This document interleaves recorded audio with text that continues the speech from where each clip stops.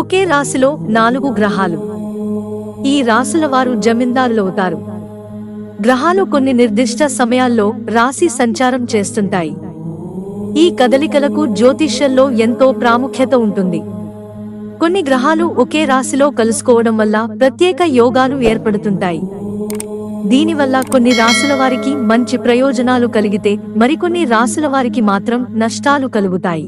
వృషభ రాశికి అధిపతిగా వ్యవహరించే బుధుడు సంచారం చేయబోతున్నాడు.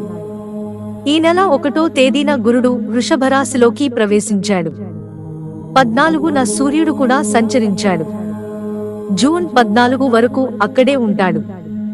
ఈ నెల 19న శుక్రుడు కూడా వృషభ రాశిలోకి ప్రవేశించాడు. ఇలా కీలకమైన గ్రహాలన్నీ కలవడం వల్ల ఎంతో శక్తివంతమైన చతుర్గ్రాహి యోగం ఏర్పడనుంది.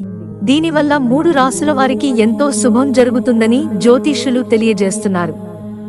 దీనివల్ల ఏ రాశుల వారికి ఏ విధంగా కలిసి వస్తుందో తెలుసుకుందాం. జూన్ 3 నుంచి ఈ రాశులకు అపారమైన సంపద రాబోతోంది. మేషరాశి ఈ రాశి వారికి చతుర్గ్రాహి యోగం శుభప్రదంగా ఉంటుంది. ప్రధానంగా వ్యాపారాలు చేసేవారు భారీగా పెట్టుబడులు పెడతారు. ఎటువంటి పనులు తలపెట్టినా విజయం సాధిస్తారు. ఆర్థిక పరిస్థితులు మెరుగుపడతాయి. ఆరోగ్యంపై ప్రత్యేక శ్రద్ధ పెట్టాలి. ఆదాయ వనరులు కూడా రెట్టింపు అవుతాయి.